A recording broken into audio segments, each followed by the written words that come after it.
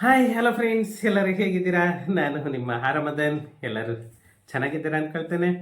ಮತ್ತೆ ಫ್ರೆಂಡ್ಸ್, ಇವತ್ತು ಒಂದು ಮುಖ್ಯವಾದಂತಹ ವಿಷಯದ ಬಗ್ಗೆ ಮಾತಾಡೋಣ ಅಂತ ಹೇಳಿ ಈ ವಿಡಿಯೋ ಮಾಡ್ತಾ ಇದ್ದೀನಿ. ಒಂದು ತುಂಬ ಮುಖ್ಯವಾದಂತಹ ಅಪ್ಡೇಟ್ ಇತ್ತು.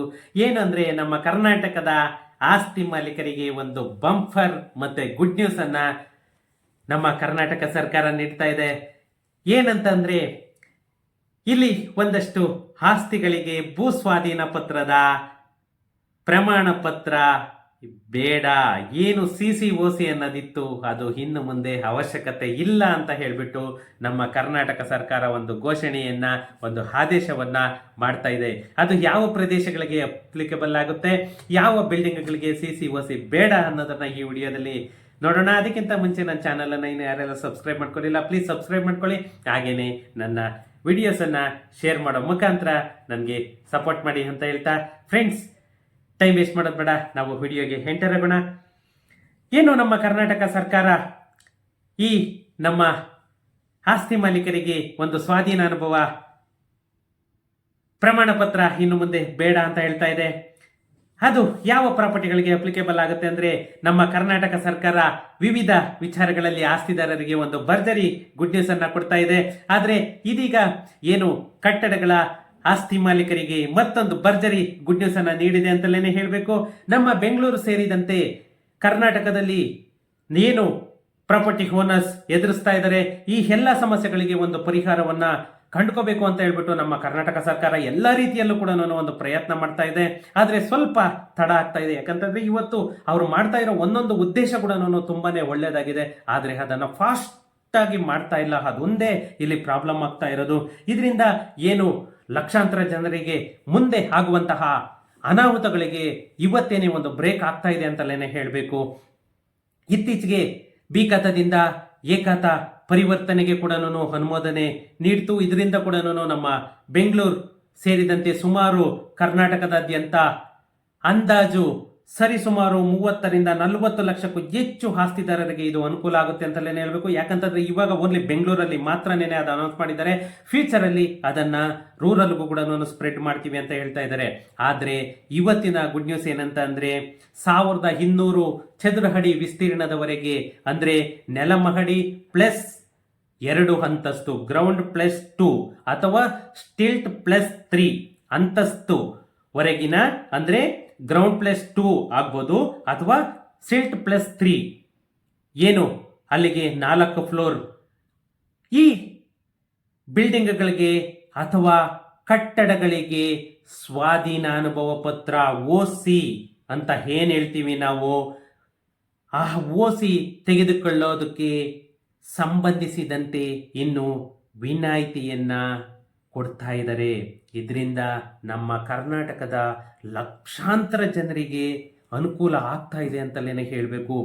ಫ್ರೆಂಡ್ಸ್, ಇದು ಎಲ್ಲದಕ್ಕೂ ಕಾರಣ ಅಂತಂದ್ರೆ ಸುಪ್ರೀಂ ಕೋರ್ಟ್ ಆದೇಶ. ಏನು ನಮ್ಮ ಕರ್ನಾಟಕ ಸರ್ಕಾರದ ಈ ಮಹತ್ವದ ನಿರ್ಧಾರದಿಂದಾಗಿ ನಿಜವಾಗೂ ಎಷ್ಟೋ ಜನ ನಿಟ್ಟುಸಿರು ಬಿಡೋ ತರ ಆಗಿದೆ ಅಂತಲೇ ಹೇಳಬೇಕು. ಸುಪ್ರೀಂ ಕೋರ್ಟ್ ಏನು ಆದೇಶ ಮಾಡಿತ್ತು, ಆ ಆದೇಶದಿಂದ OC ಇಲ್ಲದಂತಹ ಕಟ್ಟಡಗಳಿಗೆ ಏನು ಬೇಸಿಕ್ ಕಮ್ಯುನಿಟೀಸ್ ಅಂತ ಹೇಳ್ತೀವಿ, ವಿದ್ಯುತ್ ಆಗ್ಬೋದು ಅಥವಾ ನೀರಿನ ಸಂಪರ್ಕ ಆಗ್ಬೋದು, ಏನನ್ನ ಕೊಡಬಾರ್ದು ಅಂತ ಹೇಳಿಬಿಟ್ಟು ಸುಪ್ರೀಂ ಕೋರ್ಟ್ ಹೇಳಿತ್ತು. ಅದಕ್ಕೋಸ್ಕರ ನೆನೆಗೆ ಕರ್ನಾಟಕ ಸರ್ಕಾರ ಎಲ್ಲವನ್ನ ನಿಲ್ಲಿಸ್ಬಿಟ್ಟಿತ್ತು. ಇದರಿಂದಾಗಿ ಸುಮಾರು ಲಕ್ಷಾಂತರ ಜನ ಕಂಗಾಲ ಆಗಿ ಹೋಗಿದ್ರು ಅಂತಲೇ ಹೇಳಬೇಕು. ಆದರೆ ಇತ್ತೀಚೆಗೆ ನಮ್ಮ ಕರ್ನಾಟಕ ಸರ್ಕಾರ ಎಲ್ಲ ಜನಗಳ ಕಷ್ಟವನ್ನ ನೋಡಿ ಅದಕ್ಕೆ ಒಂದು ಎಕ್ಸಂಪ್ಷನ್ ಅನ್ನ ಕೊಡಬೇಕು, ಒಂದು ವಿನಾಯಿತಿಯನ್ನ ಕೊಡಬೇಕು ಅಂತ ಹೇಳಿಬಿಟ್ಟು ನಮ್ಮ ಕಾಂಗ್ರೆಸ್ ಸರ್ಕಾರ ಎಲ್ಲ ನಗರ ಸ್ಥಳೀಯ ಸಂಸ್ಥೆಗಳಿಗೂ ಕೂಡ ಇದನ್ನ ವಿಸ್ತರಿಸಿದ್ದು, ಲಕ್ಷಾಂತರ ಪ್ರಾಪರ್ಟಿ ಓನರ್ಸ್ಗೆ ಇದು ವರದಾನವಾಗಿದೆ ಅಂತ ಹೇಳಿದ್ರೆ ನಿಜವಾಗೂ ತಪ್ಪಾಗ್ಲಾರ್ದು.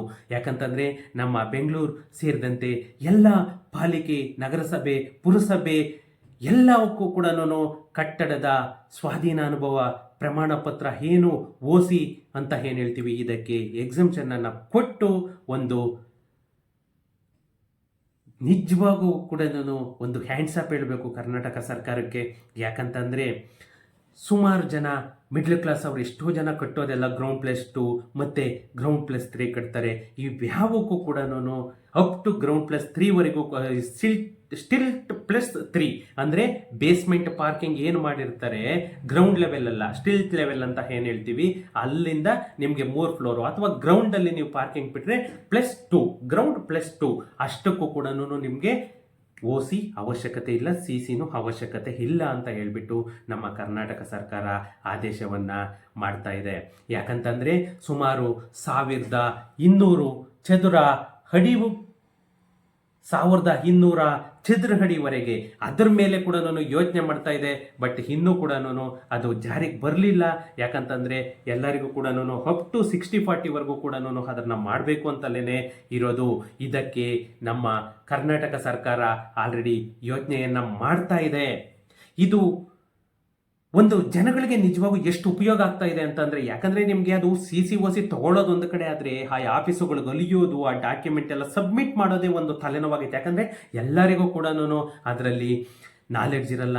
ಇದರಿಂದ ಅಧಿಕಾರಿಗಳಿಗೆ ಲಂಚ ಕೊಡಬೇಕು, ಮಿಡ್ಲ್ ಪರ್ಸನ್ ಏಜೆಂಟ್ಗಳಿಗೆ ಲಂಚ ಕೊಡಬೇಕು, ಈ ಥರ ಎಷ್ಟೋ ರೀತಿಯ ತೊಂದರೆಗಳನ್ನ ಎಲ್ಲರೂ ಅನುಭವಿಸ್ತಾ ಇದ್ರು. ಆದರೆ ಇದೆಲ್ಲಕ್ಕೂ ಒಂದು ರಿಲ್ಯಾಕ್ಸೇಷನ್ ಅನ್ನೋದು ಒಂದು ಕರ್ನಾಟಕ ಸರ್ಕಾರ ಕೊಟ್ಟಿದೆ. ಇದು ಯಾಕಾಗಿ ಈ ಪ್ರಮಾಣ ಪತ್ರವನ್ನು ಇದು ಮಾಡ್ತು ಅಂತಂದರೆ, ಒಂದು ಕಟ್ಟಡಗಳು ಸುರಕ್ಷಿತವಾಗಿರಬೇಕು, ನಾಳೆ ಯಾವುದೇ ರೀತಿಯ ತೊಂದರೆಯನ್ನು ಅನುಭವಿಸಬಾರ್ದು ಅಂತ ಹೇಳ್ಬಿಟ್ಟು ಸುಪ್ರೀಂ ಕೋರ್ಟ್ ಆದೇಶ ಮಾಡ್ತು.